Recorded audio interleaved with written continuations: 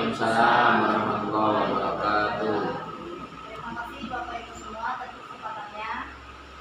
Alhamdulillah syukur kita hari ini diberikan kesempatan untuk kita berkumpul di sini dalam kegiatan pengibasan modul 1.4 itu tentang budaya positif, penerapan budaya positif di sekolah.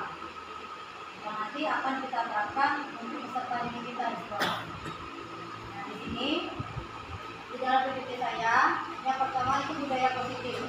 Ada ini maknanya SPD, calon guru penggerak angkatan 7 Kabupaten Lahat, Sumatera Selatan.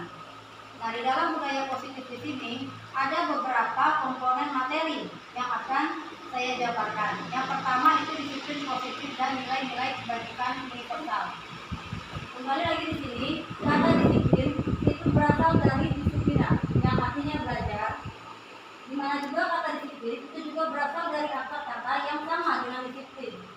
Dan murid atau pengikut, dengan kata lain disiplin juga itu mempelajari bagaimana cara kita mengontrol diri dan bagaimana menguasai diri untuk memilih tindakan yang mengacu pada nilai-nilai yang kita hargai. Nah, berkaitan dengan kata disiplin di sini, tentunya sangat penting sekali untuk menerapkan sikap disiplin kepada anak didik kita di sekolah. Karena kembali lagi, sikap disiplin ini merupakan bagian dari nilai-nilai kebajikan yang harus kita terapkan pada peserta didik. Kemudian di sana ada nilai-nilai kebajikan yang ingin dicapai oleh setiap anak Indonesia yang kita kenal dengan profil pelajar Pancasila. Dan ini berkaitan dengan kurikulum Merdeka. Di mana di dalam kurikulum Merdeka di situ harus ada catatan dari profil pelajar Pancasila yang meliputi keadilan, tanggung jawab, kejujuran, bersyukur, lurus hati, berprinsip, integritas, kasih sayang, rajin, komitmen, percaya diri, dan kesabaran. Dan itu merupakan dimensi yang harus kita capai dalam terhadap peserta didik yang ada di kelas. Artinya anak didik kita harus memiliki nilai-nilai kebajikan itu. Dan itu nantinya akan dengan nilai-nilai kebajikan itu maka akan terwujud dari budaya positif di sekolah. Kemudian di dalam budaya positif nanti akan ada lagi teori motivasi, hukuman, penghargaan restitusi. Berbicara tentang teori motivasi, di situ kita akan kenal tiga istilah. Yang pertama hukuman, yang kedua konsekuensi, yang ketiga restitusi. Yang pertama hukuman. Kita tahu bahwa hukuman itu bersifat tidak terencana atau tiba-tiba anak atau murid tidak tahu apa yang akan terjadi dan tidak dilibatkan. Hukuman yang diberikan biasanya berupa fisik maupun psikis. Murid atau anak disakiti oleh suatu perbuatan atau kata-kata. Misalnya, ketika anak melakukan kesalahan, kita akan langsung biasanya memberikan hukuman kepada anak tersebut. Misalnya saja, anak yang datang terlambat ke sekolah. Tiba-tiba kita mengatakan, kamu terlambat datang ke sekolah, sebaiknya kamu keliling lapangan, itu hukuman. Ya. Yang kedua, sementara disiplin dalam bentuk konsekuensi sudah terencana atau sudah disepakati, sudah dibahas dan disetujui oleh murid dan guru. Misalnya gini, seorang anak dia tidak membuat PR, bagaimana konsekuensinya? Mereka bisa di lain waktu mereka bisa mengerjakan, menyusul istilahnya tugas tersebut. Artinya dia akan kehilangan waktu bermain karena dia harus menyelesaikan. Itu konsekuensi dari apa yang dia lakukan karena dia tidak membuat PR. Sementara restitusi akan memberikan kepada orang yang melakukan pelanggaran untuk menyelesaikan masalahnya. Dan ini yang paling efektif. Artinya di dalam restitusi, ketika seorang anak itu tidak membuat PR, kita akan mencari tahu apa sih penyebab dia tidak membuat PR. Apa mungkin dia ada masalah di rumah. Dan ketika misalnya dia mengutarakan, saya misalnya gara-gara saya sering main HP. Nah, bagaimana solusi kita di rumah untuk menyelesaikan permasalahan mereka tersebut? Apa dikurangi main HP, kemudian juga dipantau orang tuanya, dipanggil orang tuanya agar orang tuanya juga ikut bekerja sama dalam mencari solusi. Bagaimana anak itu agar diingatkan supaya nantinya ketika ada pekerjaan atau tugas di sekolah dia akan mengerjakan di rumah, tidak di sekolah. Artinya di dalam restitusi dia lebih ke penyelesaian permasalahannya, mencari solusi. Kemudian Keyakinan kelas. Berbicara keyakinan kelas, tentunya di setiap kelas itu harus ada kesepakatan belajar. Ini yang dinamakan keyakinan kelas. Nah, di situ ketika membutuhkan keyakinan kelas atau sekolah, yang pertama, hal-hal yang paling penting, keyakinan kelas bersifat lebih abstrak daripada peraturan yang definitif dan konkret. Keyakinan kelas berupa pernyataan universal, menyeluruh dia.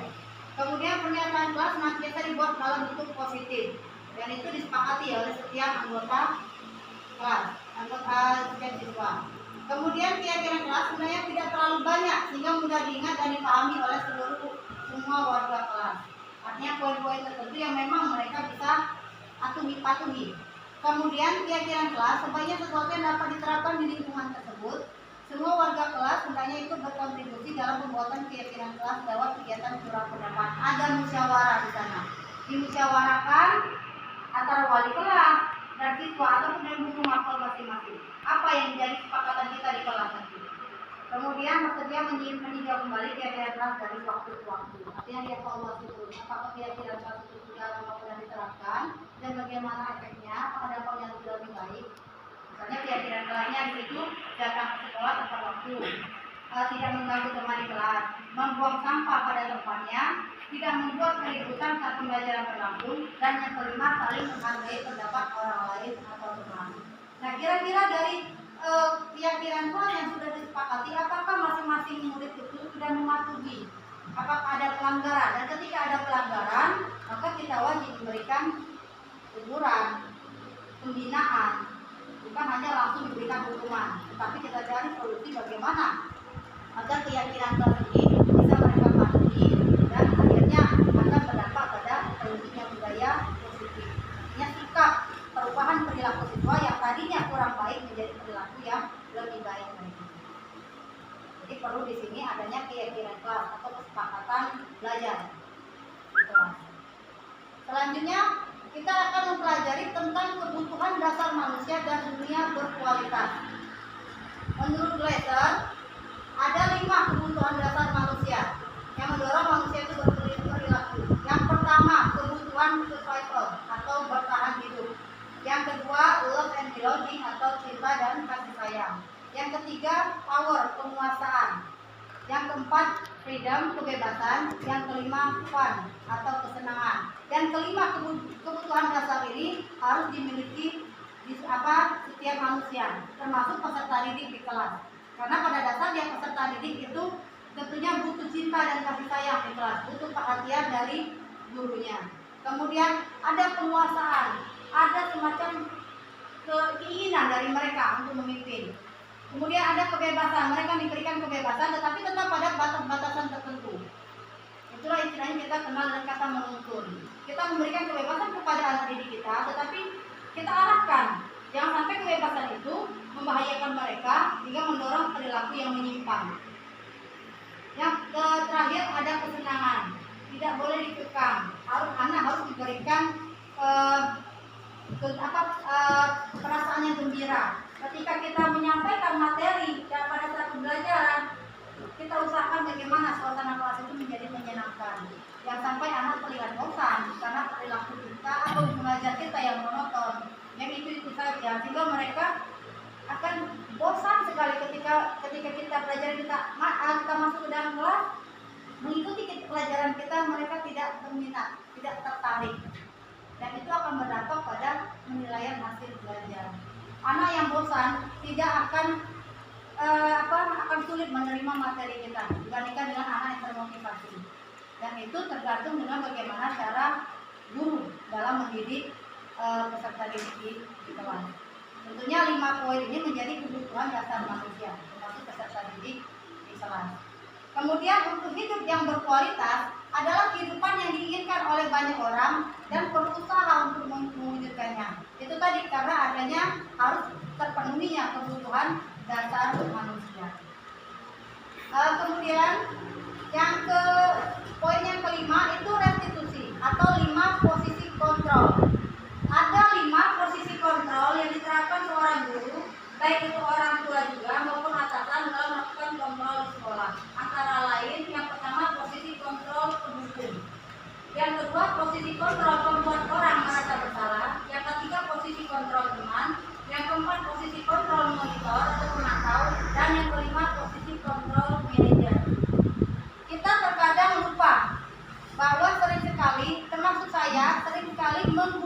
dengan posisi kontrol penghukum.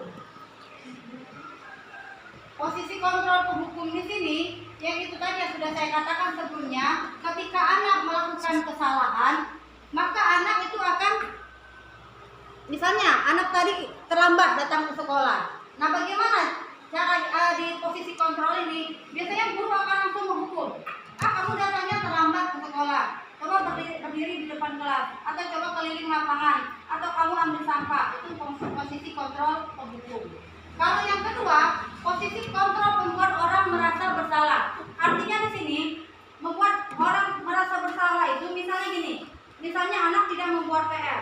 Kita sering mengatakan, aduh nak, ibu udah capek-capek loh, udah buat soal, ternyata kamu nggak ngerjain PR. Seolah-olah anak itu ngerasa bersalah, aku gara-gara saya nggak buat PR, guru saya seperti itu loh. Itu membuat rasa bersalah. Yang ketiga, posisi kontrol teman. Jadi kadang kita juga sering melakukan seperti itu. Misalnya, ayolah buatlah PR. Nanti bu, kalau kamu nggak buat PR nanti bu kena marah. Nah gitu. Atau misalnya nanti bu nggak enak sama rekan yang lain atau sama kepala sekolah. Jadi kayak ngomong sama teman gitu. Ya. Kemudian keempat, posisi kontrol monitor atau pemantau. Misalnya udah berdiri di depan kelas. Kemudian ada anak tadi yang datang terlambat. Kamu kok datang terlambat, ini udah jam berapa? Peraturan kelas kita itu gini. Dia udah ada targetnya. Udah tersusun peraturannya, itu pemantau. Yang terakhir, posisi kontrol manajer. Ini yang paling efektif diterapkan di kelas. Karena di posisi ini kita tidak langsung marah, tetapi ketika anak melakukan kesalahan, kita tanya dulu apakah permasalahannya, kenapa dia sering terlambat. Kemudian setiap anak itu kita tenangkan dulu, kita stabilkan dulu. Bagaimana keadaan dia, misalnya kita di posisi mereka. Bu, saya terlambat karena orang tua saya sakit, atau saya datang kesiangan, kamu kesiangan. Itu posisi kontrol manajer. Nanti kita cari tahu bagaimana solusinya. Sudah dicari tahu permasalahannya, penyebabnya apa, kira-kira nanti kita ingatkan keyakinan kelas, kesepakatan kelas. Kalau anak itu bersedia melakukan mematuhi keyakinan kelas yang sudah disepakati bersama, maka nanti dia akan mulai mengalami perubahan. Oh iya bu, nanti saya di rumah, kalau misalnya saya supaya tidak datang terlambat, saya mau bunyiin alarm di rumah. Nanti saya minta tolong sama orang tua untuk mengingatkan. Mereka sudah buat kesepakatan sendiri. Mudah-mudahan kalau mereka buat kesepakatan dan itu memang dipatuhi, anak itu tidak akan datang terlambat lagi.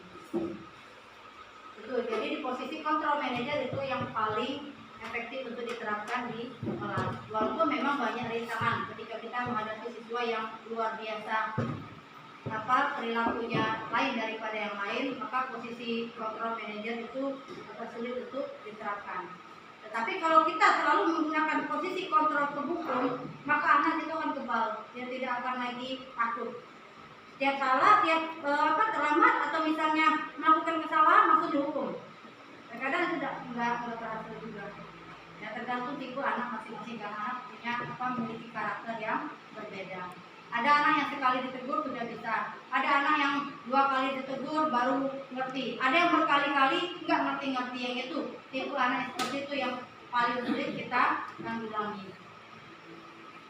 Kemudian yang terakhir, restitusi, segitiga restitusi.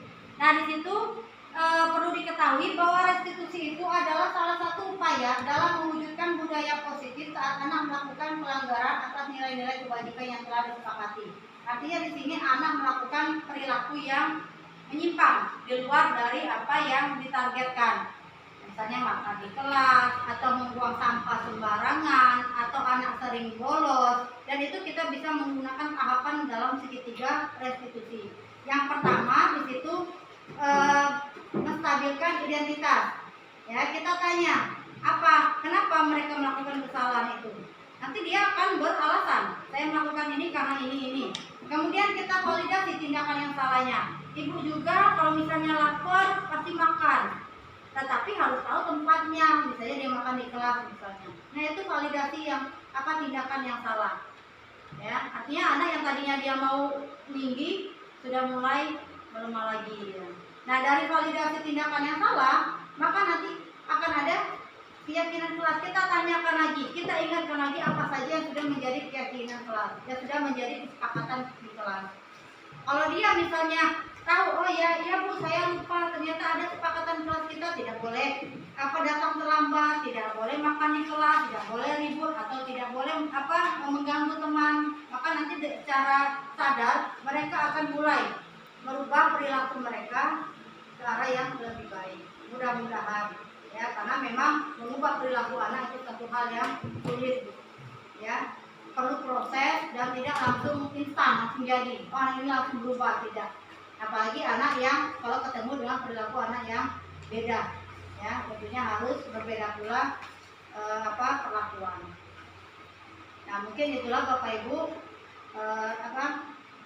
yang saya sampaikan di sini dari materi yang sudah saya paparkan. Kesimpulannya, yang pertama, dalam menyelesaikan masalah di sekolah, guru harus pandai dan bijak menyelesaikan persoalan sehingga tidak ada yang dirugikan. Kemudian kepala sekolah dan guru harus tahu betul tentang posisi kontrol sehingga secara tepat dan cepat dapat menentukan posisi kontrol mana yang akan digunakan dalam menyelesaikan masalah-masalah. Kemudian budaya positif senantiasa dijalankan melalui berbagai kegiatan yang melatih murid untuk bersikap baik. Namun pengalaman berbuat salah bisa menjadi pelajaran yang lebih baik lagi. Yang keempat, melakukan restitusi dengan benar dapat membuat siswa mencari solusi permasalahan dan membantu apa yang mereka inginkan dan bagaimana mereka memperlakukan orang lain. Di sini kembali lagi bagaimana peran kita terhadap murid dalam menjadikan murid berperilaku sesuai dengan profil pelajar Pancasila, jelas melalui Merdeka Belajar. Mungkin itu saja Bapak Ibu yang perlu saya sampaikan.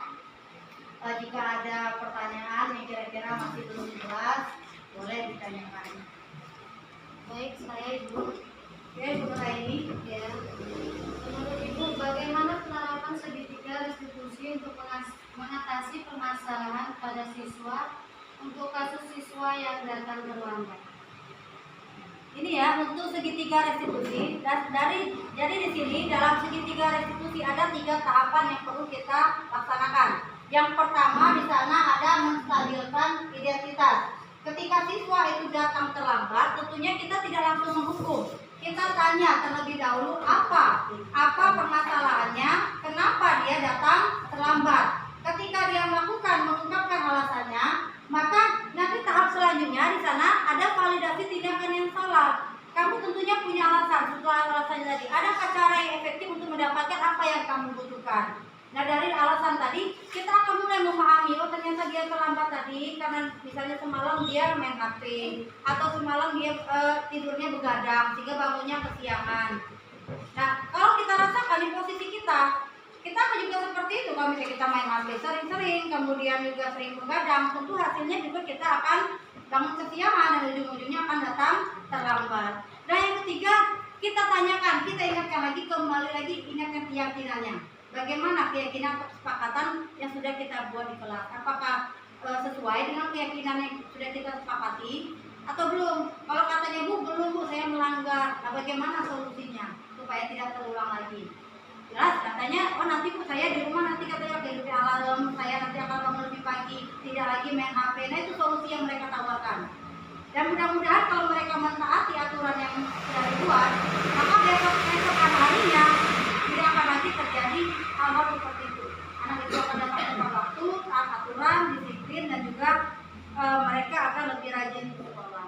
Dan itu harapan kita tentunya. Ya, karena kita pengennya anak peserta didik disiplin lagi.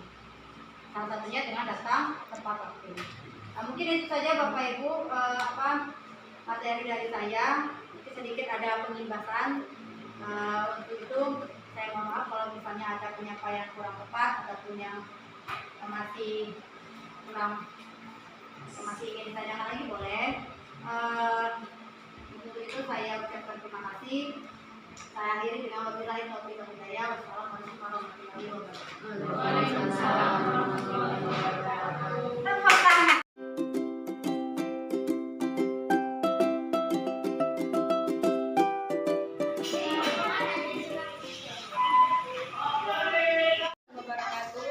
Perkenalkan, nama saya Cari Marsela Jovina, kelas 7.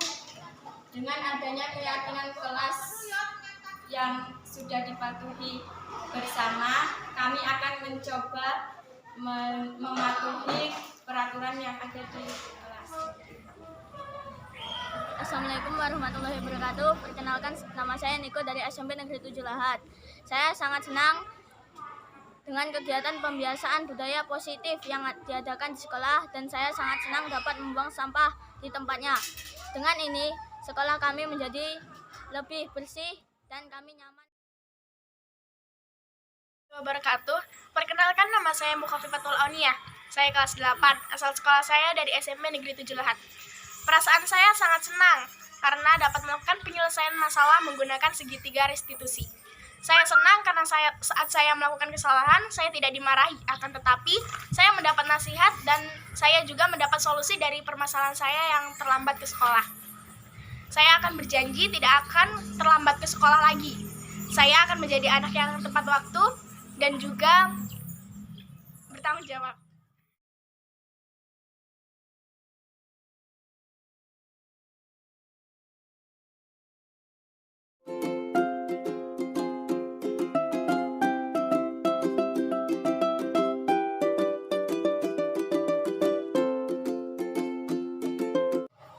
Assalamualaikum warahmatullahi wabarakatuh.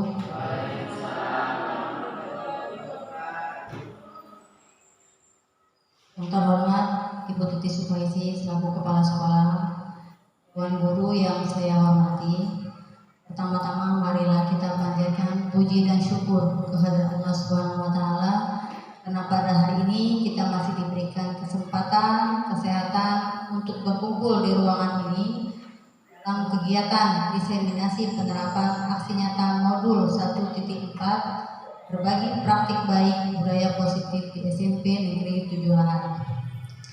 Dan tak lupa kita haturkan sholawat beserta salam kepada junjungan kita Nabi besar Muhammad SAW.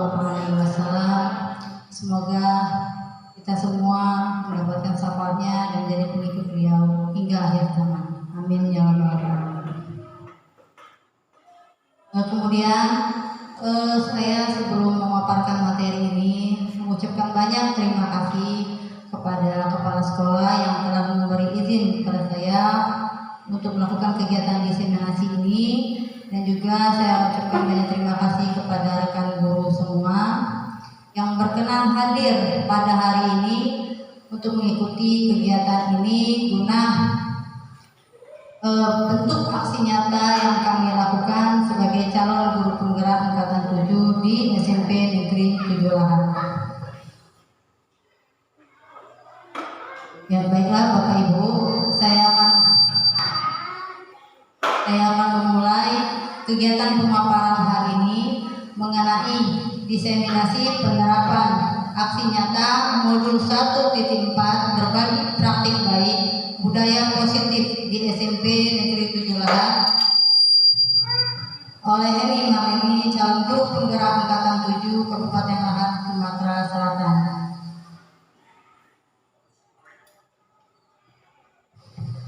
Adapun latar belakang dari kegiatan diseminasi ini adalah sekolah merupakan salah satu institusi pembentukan dan penanaman karakter. Oleh sebab itu, penting bagi guru untuk menciptakan pendidikan yang mampu melakukan pembiasaan pagi setiap warga sekolah dalam melakukan budaya positif yang menjadi suatu kebiasaan yang selanjutnya dilakukan secara berkesinambungan dan disadari oleh setiap warga sekolah akan pentingnya pembiasaan budaya positif, sehingga dalam hal ini semua warga sekolah harus terlibat demi terwujudnya budaya positif di sekolah. Nah, dari latar belakang kegiatan ini bahwa perlu sekali adanya pembentukan komunitas praktisi di SMP Negeri 7.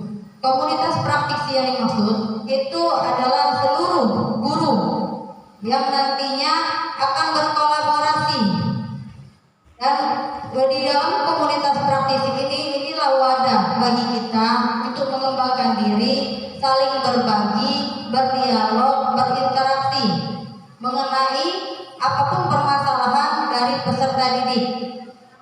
dan kita berusaha untuk mencari solusi dari permasalahan tersebut. Di dalam komunitas praktisi pun kita saling berbagi praktik baik, saling berbagi pengalaman bagaimana cara mengatasi permasalahan yang terjadi dalam peserta didik. Dan disinilah, di sekolah inilah salah satu institusi penanaman karakter yang paling utama selain di rumah atau keluarga.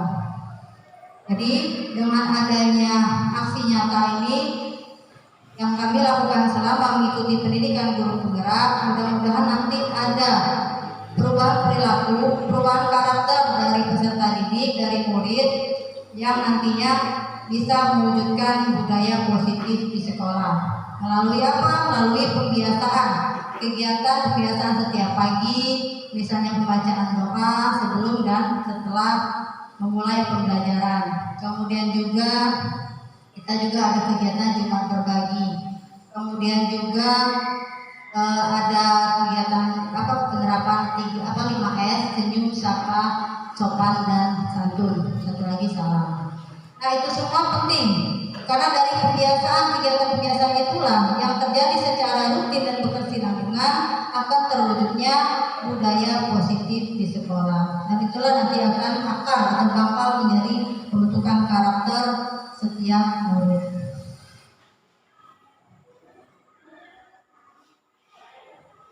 Kemudian tujuan. Adapun tujuan dari kegiatan ini, yang pertama menanamkan budaya positif dengan melakukan kesepakatan kelas. Kemudian 5S, senyum, sapa, salam, sopan dan santun, membaca surat pendek setiap pagi, Jumat berbagi, gotong royong, kedisiplinan murid dan penerapan segitiga restitusi. Kemudian tujuan yang kedua, menumbuhkan motivasi intrinsik terhadap peserta didik. Yang ketiga, mewujudkan peserta didik yang memiliki profil pelajar Pancasila. Perlu diketahui bahwa sekarang kita akan memasuki kurikulum baru, kurikulum merdeka. Artinya di dalam kurikulum merdeka itu peserta didik harus memiliki beberapa kompetensi atau karakter yang akan menjadikan mereka sebagai murid yang memiliki profil pelajar Pancasila. Yang pertama, menanamkan budaya positif. Kita sudah mulai melaksanakan di semester ini sudah mulai dilaksanakan kesepakatan kelas atau semacam peraturan yang nantinya akan diyakini oleh peserta didik, oleh murid untuk dilaksanakan kepada nanti akan mereka patuhi. Dari kesepakatan itu nanti akan muncul keyakinan kelas apa saja yang akan mereka laksanakan. Juga 5S ya, senyum, sapa, salam, sopan dan santun itu juga sudah mulai kita rutinkan. Hendaknya mulai dari semester ini hingga selanjutnya, karena itu juga merupakan pembentukan karakter peserta didik. Kemudian bacaan surat pendek setiap pagi juga sudah kita rutin laksanakan. Insya Allah itu semua akan menjadikan peserta didik itu beriman dan bertakwa kepada Tuhan yang Maha Esa. Kemudian gotong royong bisa kita terapkan lewat kerja bakti, piket. Di situ ada ada kolaborasi antara satu peserta didik atau murid dengan murid lainnya. Ya, di dalam kegiatan gotong royong itu nanti akan ada kerjasama untuk mencapai tujuan bersama. Disiplinan murid sudah mulai kita terapkan, yang mulai dari dibiasakan tidak ada lagi yang datang terlambat. Kemudian penerapan segitiga restitusi itu sendiri kan merupakan cara bagaimana untuk membantu permasalahan murid dalam menyelesaikan permasalahan ketika pembelajaran. Selanjutnya, menumbuhkan motivasi intrinsik. Motivasi intrinsik ini motivasi di dalam diri peserta didik. Artinya tidak ada paksaan atau tanpa paksaan mereka sudah mulai memiliki kesadaran untuk mengubah perilaku yang tadinya perilakunya kurang baik menjadi perilaku yang baik dengan adanya pembiasaan yang kita lakukan setiap hari. Terakhir, mewujudkan peserta didik yang memiliki profil pelajar Pancasila. dalam profil pelajar Pancasila ada 6 dimensi yang harus dipenuhi. Apalagi di kurikulum Merdeka ini menjadi kompetensi inti. Yang pertama, beriman dan bertakwa kepada Tuhan Yang Maha Esa dan berakhlak mulia. Yang kedua, mandiri. Yang ketiga, bergotong royong. Yang keempat, berkebinekaan global. Kelima, bernalar kritis. Yang keenam, kreatif. Apa itu beriman dan bertakwa kepada Tuhan Yang Maha Esa dan berakhlak mulia? Ini jelas ada kaitannya dengan nilai-nilai agama dan juga nilai-nilai hubungan antara individu dengan Tuhan. Hingga di poin yang pertama ini menjadi sangat penting sekali, ya, karena disinilah berawal dari ke-6 poin itu, akarnya itu yang di nomor 1 ini. Jika murid didekatkan dengan agama, menguasai ilmu agama, insya Allah karakter yang lain itu bisa diwujudkan. Yang kedua, mandiri. Mandiri di sini peserta didik atau murid itu harus bertanggung jawab dalam melakukan segala kegiatan atau apa yang mereka lakukan. Dari tanggung jawab inilah kita bisa melihat bagaimana kemandirian setiap anak. Karena anak itu harus kita, pertama memang harus kita beri motivasi agar mereka percaya diri. Mandiri di sini merupakan hal yang penting. Karena dalam mandiri mereka tidak bergantung pada orang lain. Yang ketiga, bergotong royong. Bergotong royong tadi sudah saya jelaskan bahwa sikap kolaborasi, kerjasama antara yang satu dengan yang lainnya. Dan ini perlu agar terhindarkan dari sikap individualisme. Yang keempat, berkebinekaan global. Berkebinekaan global di sini kemampuan seorang anak di dalam kemajemukan. Kita tahu bahwa negara kita negara yang multikultural, banyak budaya, banyak agama, banyak suku bangsa, dan itu harus dipahami oleh peserta didik. Kenapa? Karena banyak sekali kasus yang sering terjadi jika anak tidak sanggup di suatu lingkungan, maka ia mengalami sosial cultural shock, artinya mereka akan terasingkan. Dan ketika seorang anak tidak menghargai temannya, maka akan lahirlah sikap bullying, ya, membuli temannya yang lain, dan itu sangat fatal jika terjadi pada seorang anak yang terus-terusan dibully, maka ia mengalami depresi yang berat. Nah, dari kebinekaan global ini kita bisa memberikan pengarahan agar anak lebih menghargai, lebih menghormati teman yang berbeda dengan lingkungannya. Misalnya ada anak yang berbeda agama, tidak boleh kita bully, atau anak yang berbeda latar belakang daerah, tidak boleh dibully, karena itu nanti efeknya, dampaknya lebih fatal ke depannya. Yang kelima itu bernalar kritis. Bernalar kritis itu kemampuan peserta didik untuk memecahkan masalah dan mencari solusi terhadap permasalahannya. Karena gini, kalau bernalar kritis ini kan murid itu kan sudah dilatih bagaimana prosesnya mereka dalam ketika terjadi permasalahan, mereka secara mandiri mencari bagaimana cara untuk mengatasi permasalahan yang terjadi di lingkungan sekolah. Tentunya ini harus ada koordinasi, harus ada kerjasama antara guru dan murid agar setiap permasalahan itu bisa diselesaikan. Yang keenam, kreatif. Kreatif juga itu sangat penting karena setiap peserta didik itu dilatih untuk bersikap kreatif dan inovatif. Apalagi sekarang di era digital, kita sangat haruslah lebih mengedepankan perkembangan iptek. Karena peserta didik sekarang rata-rata memang harus menguasai iptek sesuai dengan perkembangan zaman sekarang. Kita harus melihat kodrat anak dan kodrat zaman sesuai dengan dimana dia dilahirkan, latar belakangnya dan perkembangan zaman sekarang. Jangan sampai kita ketinggalan teknologi dari siswa. Kalau sudah bisa sampai segala macam, tapi kita belum tahu apa-apa. Itu sangat ketinggalan sekali. Kemudian nilai-nilai kebajikan. Di dalam profil pelajar Pancasila ada beberapa nilai-nilai kebajikan yang hendaknya dicapai oleh setiap anak Indonesia.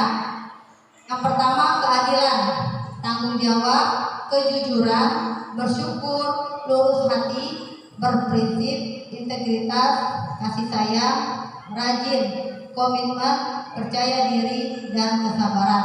Nah, nilai-nilai kebajikan inilah sangat penting dimiliki oleh anak agar dia nanti mampu mewujudkan budaya positif di sekolah dan mampu juga menerapkannya kepada teman-temannya yang lain. Nilai-nilai kebajikan inilah ada rasa tanggung jawab, ada rasa syukur, kasih sayang, percaya diri, dan lain sebagainya. Karena jika anak memiliki nilai-nilai kebajikan, maka dia akan menjadi pribadi yang berkarakter, yang memahami, yang menghargai orang lain.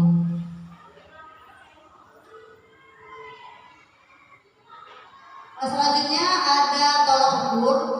Yang pertama, peserta didik mampu menyusun kesepakatan kelas dan dipajang di kelas serta menerapkan di lingkungan sekolah.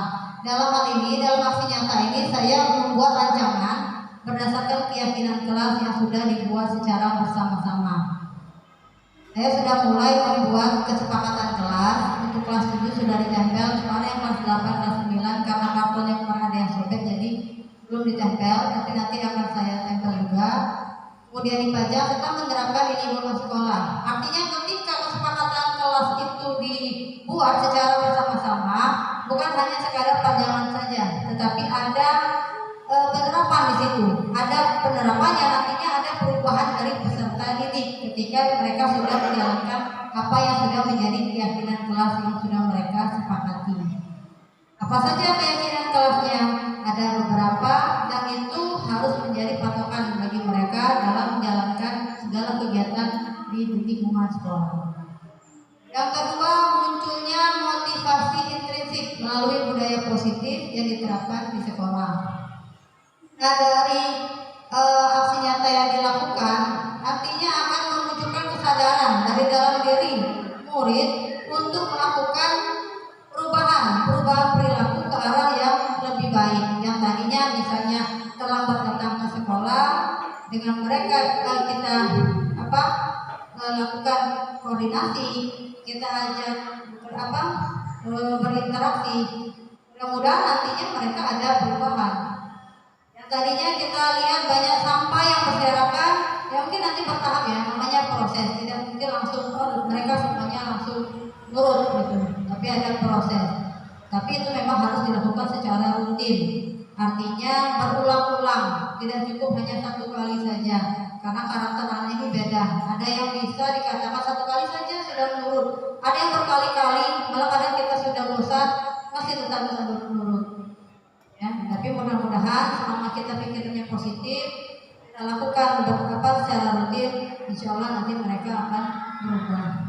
Dan alangkah baiknya memang perubahan dari dalam diri mereka, bukan karena paksaan, bukan karena takut dengan gurunya atau dengan kepala sekolah dan lain sebagainya.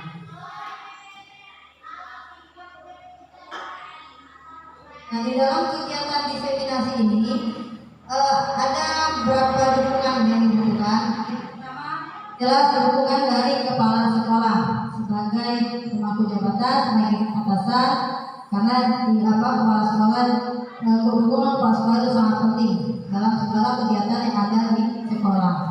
Yang kedua, rekan guru atau teman sejawat, rekan guru juga sangat dibutuhkan untuk berkolaborasi dalam mewujudkan budaya positif di sekolah.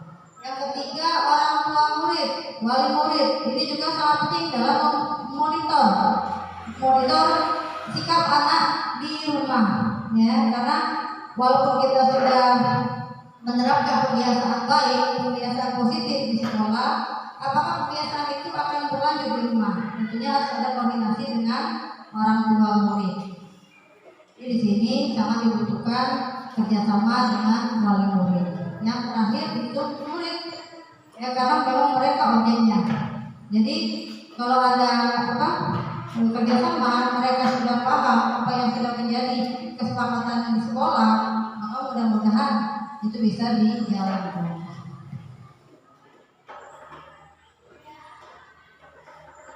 Bagaimana langkah-langkah mewujudkan budaya positif di sekolah? Di situ ada 4. Yang pertama, membuat kesepakatan kelas sebelum memulai pembelajaran pada semester genap tahun ajaran 2022-2023. Nah, di dalam kesepakatan kelas inilah tadi sudah dikatakan, sudah dirincikan nanti apa saja yang menjadi poin-poin penting yang akan dipatuhi oleh murid ketika melaksanakan kegiatan pembelajaran selama 1 semester ini hingga selanjutnya. Yang kedua, membangun komunikasi dengan orang tua murid untuk mendapatkan informasi tentang kebudayaan positif apa saja yang telah dilakukan di rumah. Nah, di sini tadi sudah saya katakan, sudah saya sampaikan bahwa harus ada kolaborasi antara orang tua murid dengan guru di sekolah. Harus kita cek, harus kita evaluasi terus bagaimana perkembangan perilaku anak di rumah. Karena guru hanya bisa mengawasi selama kegiatan di sekolah. Sedangkan di rumah itu memang tugas orang tua mereka untuk mengecek apa saja yang sudah mereka lakukan di luar sekolah. Yang ketiga, membangun kerjasama dengan orang tua murid untuk mengecek dan membuat penilaian tentang peningkatan penerapan budaya positif yang disepakati. Jadi di sini ada penilaian, mungkin kita ada angket, mungkin nanti ada checklist ya untuk nanti melihat bagaimana perkembangan peserta didik. Kita mungkin ada pertemuan nanti interaksi dengan orang tua murid langsung. Karena perubahan dari budaya positif yang sudah disepakati di sekolah untuk mereka laksanakan di rumah. Apakah di rumah mereka akan melaksanakan seperti itu juga atau tidak? Ya, kalau misalnya di rumah mereka melaksanakan apa yang sudah disepakati di sekolah, berarti di situ motivasi intrinsik mereka sudah muncul, kesadaran tanpa harus disuruh lagi. Tapi kalau misalnya di rumah, di sekolah saja mereka melakukan budaya positif, di rumah tidak, artinya belum berhasil apa yang kita lakukan. Yang keempat, melibatkan murid dalam setiap kegiatan sekolah yang bertujuan untuk mengembangkan budaya positif seperti ibadah bersama, kegiatan olahraga dan kesenian serta kegiatan ekstrakurikuler. Nah, yang poin yang keempat ini sangat penting. Artinya dalam setiap kegiatan sekolah murid harus dilibatkan dalam hal apa saja. Dalam misalnya di struktur kegiatan juga harus diikutkan, diikutsertakan. Misalnya sebagai ketua pelaksananya siapa, kemudian sekretarisnya, bendaharanya, harus ada strukturnya, harus di-SK-kan. Misalnya saja di situ ada ibadah bersama, ya nanti bisa kita uji coba misalnya kalau apalagi kalau sudah musola. Kemudian juga kegiatan olahraga bisa yang mereka minati bisa kita terapkan. Kemudian kesenian juga banyak ya, kita dari sanalah kita bisa melihat bakat, minat dan bakat mereka apa saja. Karena dari pengembangan diri ini kita lihat itu dari kegiatan ekstrakurikuler. Karena setiap anak tidak selalu punya kemampuan kognitif saja di dalam kelas. Ada mereka yang bisa di luar sekolah, di luar kelas mereka mampu. Dan juga kegiatan ekstrakurikuler. Dan ini harus diikutsertakan agar mereka bisa mengembangkan diri, menyalurkan apa yang mereka bisa lakukan.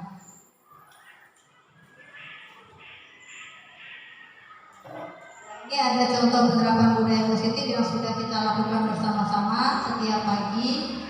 Mudah-mudahan selanjutnya kalau dilaksanakan rutin akan ada hasilnya. Yang tadinya belum bisa baca Al-Quran, mungkin karena setiap hari mereka akan belajar baca Al-Quran. Yang tadinya tidak hafal surah-surah pendek, mereka mulai belajar surah-surah pendek. Ini contoh keyakinan kelas yang sudah dibuat untuk sementara ini. Ini masih dalam tahap proses karena baru diperkenalkan ke anak. Ya, ini hampir sama dengan peraturan sekolah. Jadi di dalam kelas mereka sudah sepakat apa yang mereka buat di kesepakatan kelas, apa yang keyakinan kelas yang akan sekolah. Di situ ada misalnya saja datang ke sekolah tepat waktu, tidak membuang sampah sembarangan, berpakaian rapi dan memiliki atribut lengkap, tidak makan pada saat jam pelajaran berlangsung, kemudian tidak mengganggu teman, tidak mengambil barang teman, dan yang ketujuh melaksanakan piket kelas sesuai jadwal. Nah, ini sudah hendaknya mereka pahami betul agar nanti mereka bisa terapkan dan diingatkan jika mereka terjadi pelanggaran. Dan pelanggaran itu pun tidak harus langsung kita beri hukuman, tidak, tetapi kita gunakan segitiga restitusi. Jelasan untuk keyakinan kelas, artinya di sini dalam pembentukan keyakinan kelas atau keyakinan sekolah, yang pertama dia lebih bersifat abstrak daripada peraturan dan lebih rinci dan konkret, artinya nyata dan juga jelas, rinci. Mereka bisa paham per poin itu, tidak datang terlambat, ya, tapi saya harus datang lebih pagi. Jangan sampai setiap poin tidak mereka pahami. Jadi harus jelas, tidak mengganggu teman. Oh ya, ternyata kalau misalnya saya mengganggu teman, temannya nangis misalnya, kan ada pelanggaran di situ. Nanti dikenai sanksi atau ada konsekuensinya. Kemudian keyakinan kelas berupa pernyataan-pernyataan universal. Dia sifatnya menyeluruh, sudah mencakup semuanya dari keyakinan yang sudah dibuat. Selanjutnya, pernyataan keyakinan kelas senantiasa dibuat dalam bentuk positif, ya, yang bermakna positif dan mereka memberikan pengaruh yang baik untuk perilaku mereka.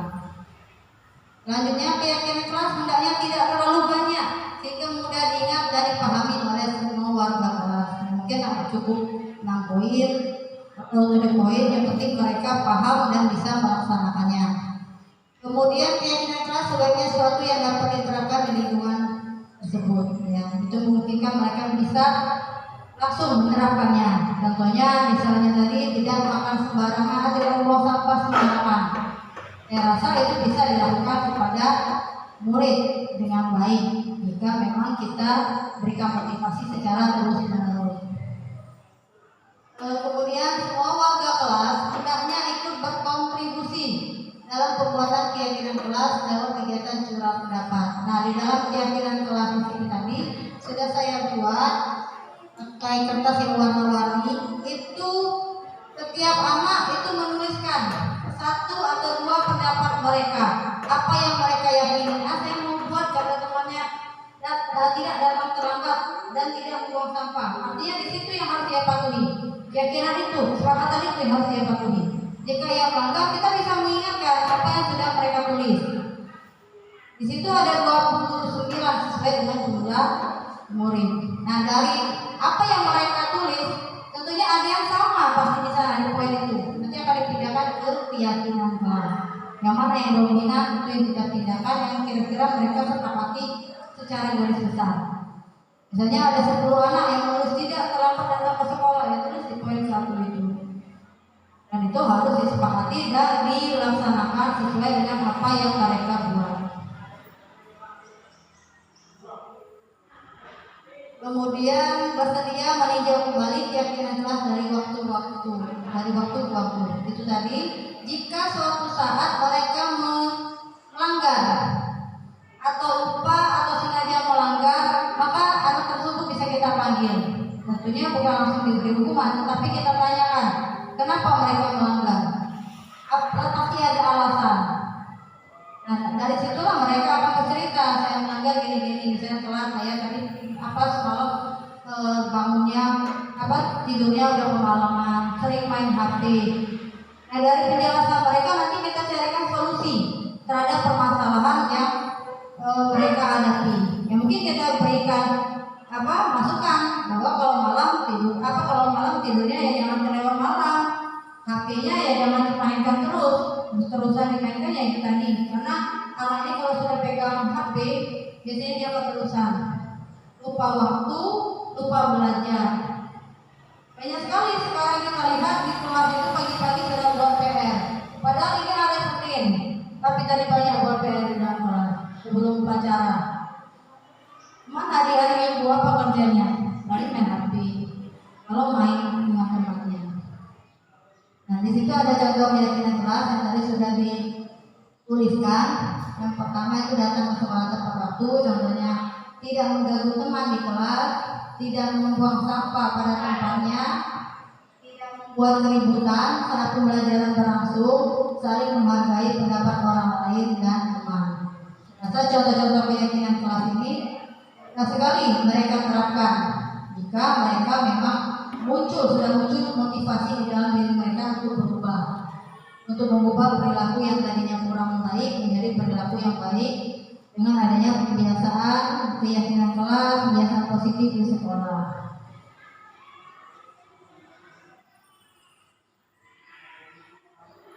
Ini contoh penerapan 5S, senyum, sapa, salam, sopan, dan santun. Dan yang ini memang perlu konsisten kita laksanakan. Terkadang waktu saya berbagi juga, kalau sudah datang ke sekolah, saya bukannya biru di situ, tapi sibuk dari speaker. Dari apa? Ini ya, karena mau mempersiapkan kegiatan di pagi hari. Ini mungkin bisa jadi PR untuk kedepannya lebih dibiasakan. Biasanya ini tugasin bantu, terima juga ke depan. Ya.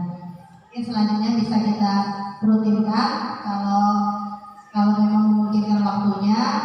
Memang syaratnya memang harus datang lebih pagi.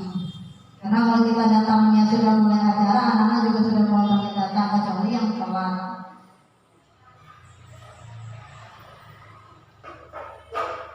Kemudian membuang sampah pada tempatnya. Ini juga sering banyak dapat tantangan ya dari kita, bagaimana mendisiplinkan anak masalah sampah. Sampah ini terus-terusan, malah kadang bosan, itu lagi. Baru hari ini marah-marah, besoknya mulai lagi. Seperti angin sepoi-sepoi, masuk kuping kanan keluar kuping kiri. Dan itu terus terjadi. Setiap sudah istirahat, padahal sampah sudah di depan mata tapi masih berserakan. Kayak enak melempar sana sini.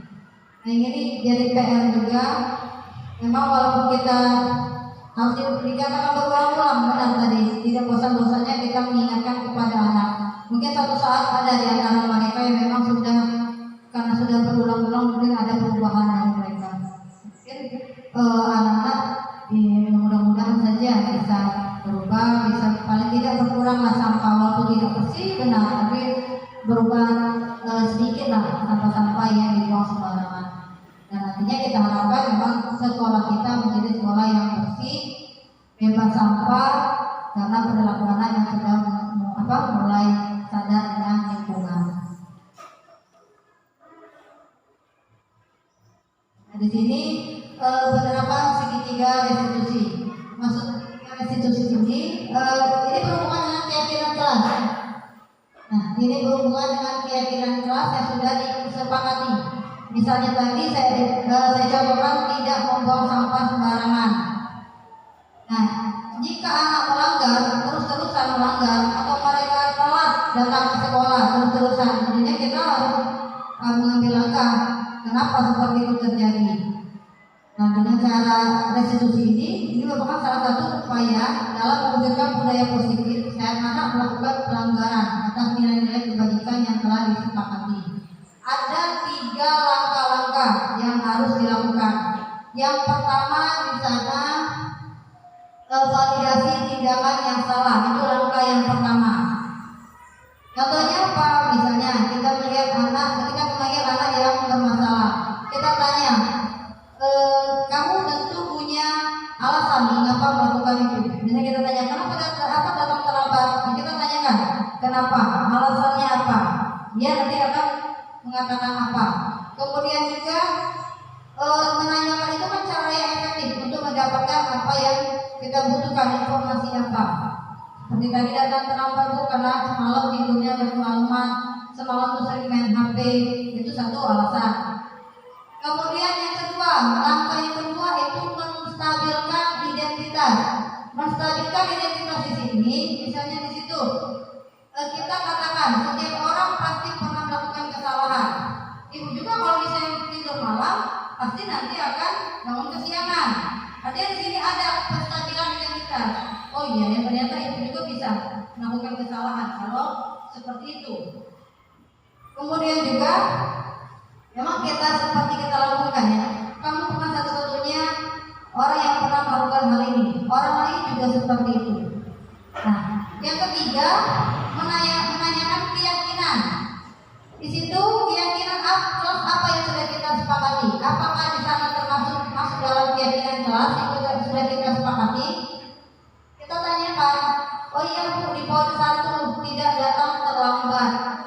Nah, artinya mereka sudah secara langsung sudah tahu, oh iya ternyata saya melanggar keyakinan kelas yang sudah disepakati bersama. Nah, bagaimana kita cari? Kita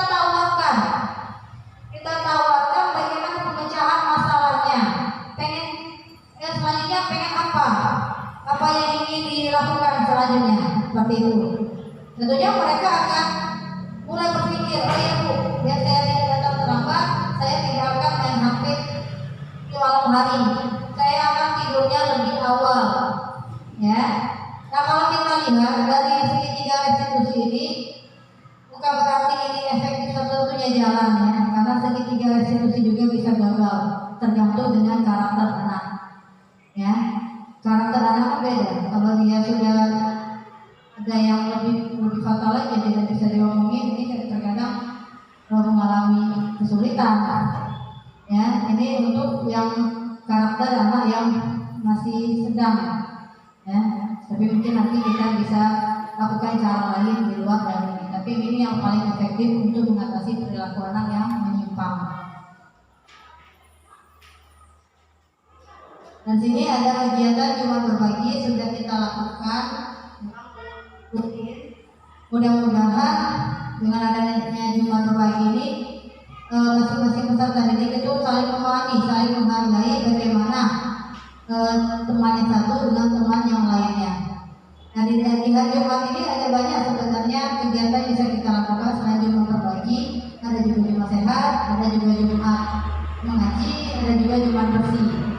Kegiatan ini sebenarnya membentuk rasa persaudaraan, membentuk rasa lebih mendorong pembentukan karakter murid di dalam kegiatan Jumat ini ya.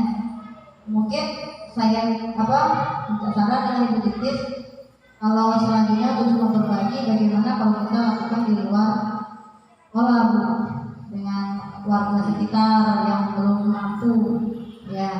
Selain dari dengan temannya di sekolah, ini juga bisa melatih anak untuk lebih menghargai, lebih mau berbagi dengan sesama yang kurang mampu. Selanjutnya untuk rencana tindak lanjut budaya positif di sekolah, ada beberapa langkah yang mungkin nanti akan saya lakukan. Yang pertama, mengajak komunitas di SMP Negeri 7 Lahat untuk melakukan kegiatan pembiasaan setiap pagi di sekolah. Artinya yang di dalam komunitas praksisi hanya kita inilah dengan guru yang nantinya akan bekerja untuk melakukan kegiatan pembiasaan setiap pagi di sekolah. Kemudian yang kedua, melaksanakan kegiatan pembiasaan secara rutin dan berkelanjutan. Kegiatan itu kita lakukan secara rutin, jangan cuma sekali, tetapi rutin terus-menerus dan berkelanjutan. Karena nanti di sanalah akan, kalau kita lakukan berulang, maka akan terbentuk karakter yang sesuai profil pelajar Pancasila. Kemudian yang ketiga, melakukan evaluasi setiap kegiatan yang dilakukan guna terwujudnya budaya positif bagi murid di lingkungan sekolah. Ada penilaian, ada evaluasi setiap kita lakukan. Apakah ini sudah berhasil? Apakah ini belum berhasil? Bagaimana jika belum berhasil? Apalagi langkah-langkah selanjutnya agar bisa ada hasilnya, ada efeknya kepada murid. Seperti itu.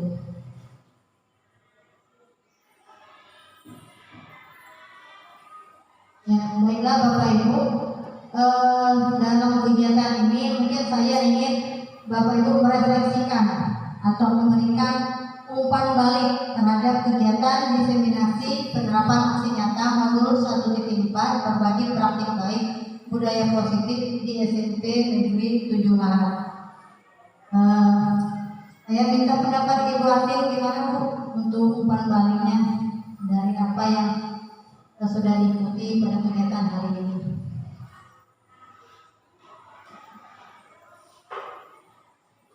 Terima kasih atas waktu yang sudah diberikan.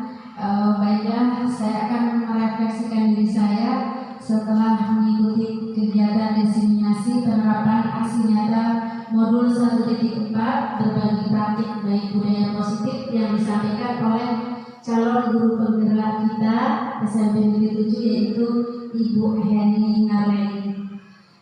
Yang pertama, saya sangat senang sekali dengan apa yang Ibu Heni sampaikan mengenai budaya positif.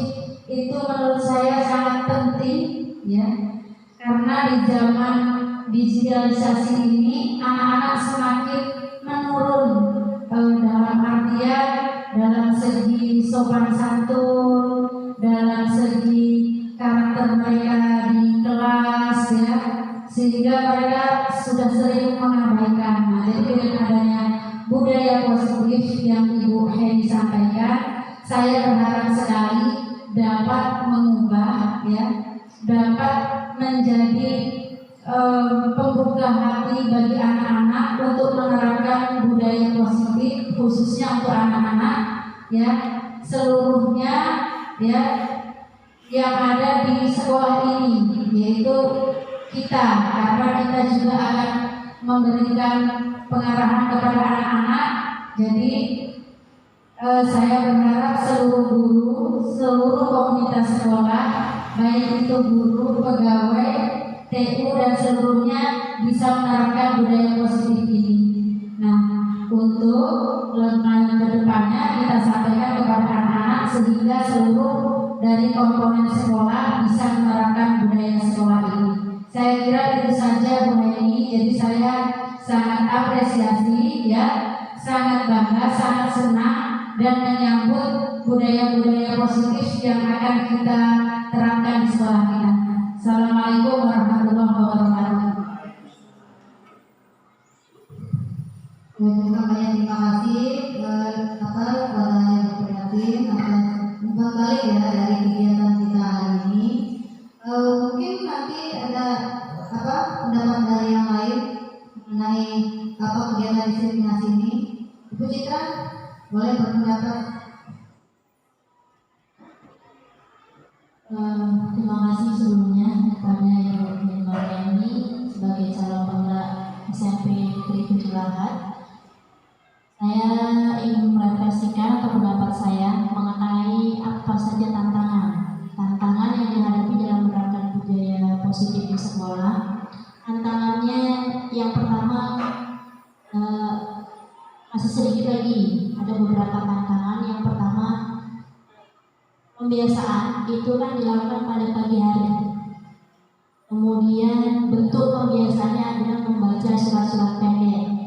Terus jenis tantangan lain yang harusnya kita kembangkan di SMP Negeri 7 Lahat itu tidak hanya membaca surat pendek, tapi ada karena mental anak SMP 7 Lahat ini masih perlu dipupuk lebih banyak lagi.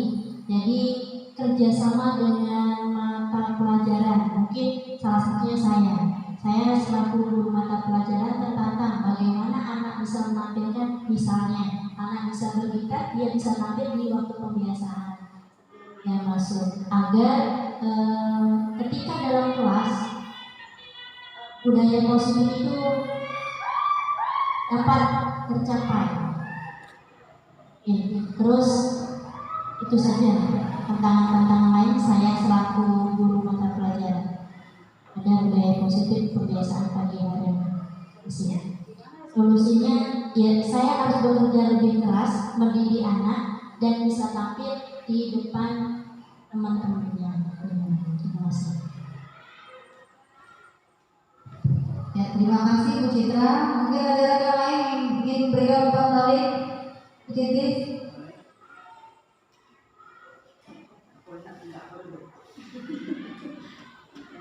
Assalamualaikum warahmatullahi wabarakatuh.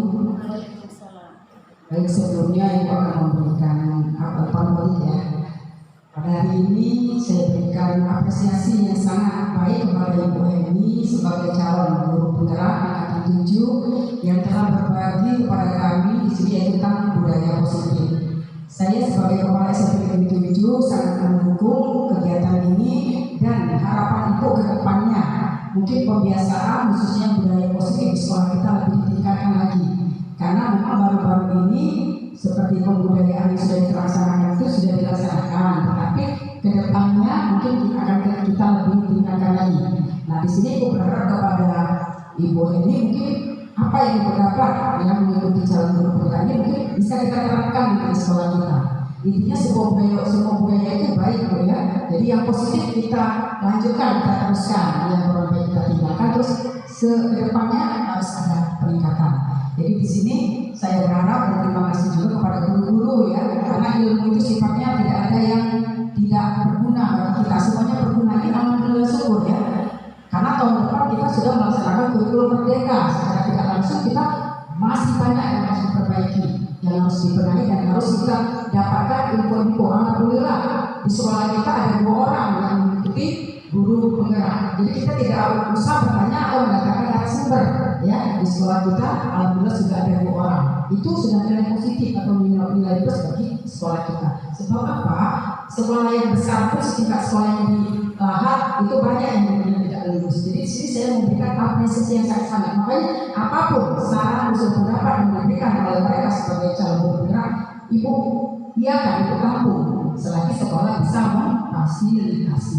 Ya, jadi kedepannya mari sama-sama apa yang kita dapat ya pada hari ini mungkin kedepannya bisa sama-sama kita laksanakan dan terapkan di sekolah kita ini. Tetap semangat ya dari Ibu Hakim ya. Insya Allah semua akan berjalan dengan baik dan akan indah pada waktunya. Itu saja mungkin pembagian dari Ibu. Terima kasih. Wassalamualaikum warahmatullahi wabarakatuh. Waalaikumsalam. Saya ucapkan banyak terima kasih kepada Ibu Titis atas dukungannya, atas banyak dari kegiatan ini. Mungkin satu lagi saya ingin minta pendapat dari Bapak Ibu Rama.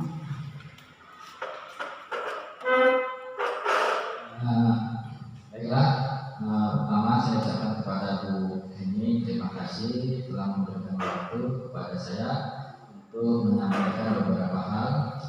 Yang pertama, saya selaku guru secara pribadi mengucapkan terima kasih dengan materi yang disampaikan. Jadi materi yang disampaikan dari awal sampai yang tadi semuanya sangat bagus untuk perkembangan anak-anak kita di SMP 7. Dengan materi itu membuat saya pribadi semangat untuk mendidik anak kita menjadi lebih baik. Jadi apa yang disampaikan tadi suatu energi bagi kita semua untuk mendidik anak-anak kita untuk menjadi yang lebih baik. Jadi kita sama-sama untuk semuanya kita bergerak untuk menjadikan SMP kita menjadi SMP yang mempunyai budaya positif yang lebih baik lagi. Mungkin hanya itu yang bisa saya sampaikan. Lebih kurang saya ucapkan terima kasih kepada Bu Heni. Assalamualaikum warahmatullahi wabarakatuh.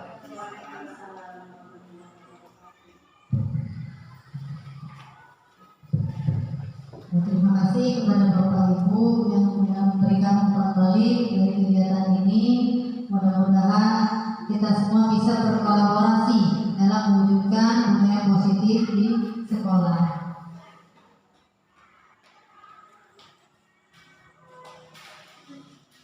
Nah, yang terakhir itu kesimpulan dari apa yang sudah saya paparkan. Kesimpulan yang bisa saya tarik, yang pertama, budaya positif di sekolah merupakan nilai-nilai keyakinan dan kebiasaan-kebiasaan di sekolah yang berpihak pada murid, agar murid dapat berkembang menjadi pribadi yang kritis, penuh hormat, dan bertanggung jawab.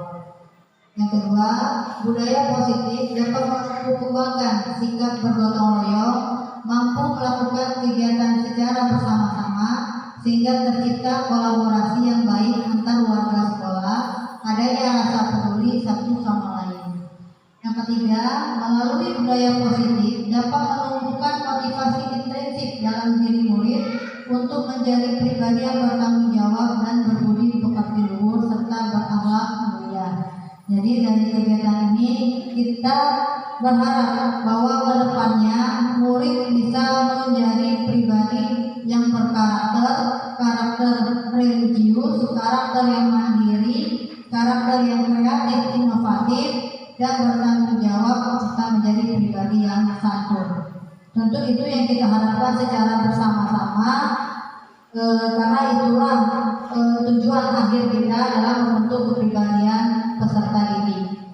Ya, karena di era sekarang, di zaman digital sekarang, sekarang sudah banyak terjadi krisis moral.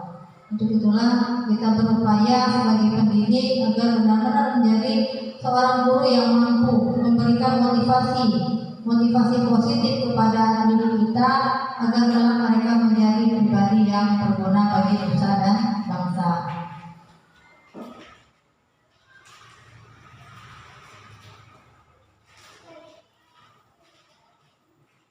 Ya, slide terakhir saya ucapkan banyak terima kasih atas dukungannya, atas kesempatannya hari ini. Mudah-mudahan kita menjadi seorang pendidik yang terus akan menjadi memberikan ilmu yang bermanfaat kepada peserta didik kita, membantu mereka dalam merubah perilaku yang tadinya kurang baik menjadi perilaku yang baik, menjadi orang yang bermanfaat bagi semua orang. Begitu saja yang perlu saya sampaikan. Saya mengucapkan banyak terima kasih. Jika ada penyampaian kata yang kurang berkenan, saya mohon maaf. Kepada Allah saya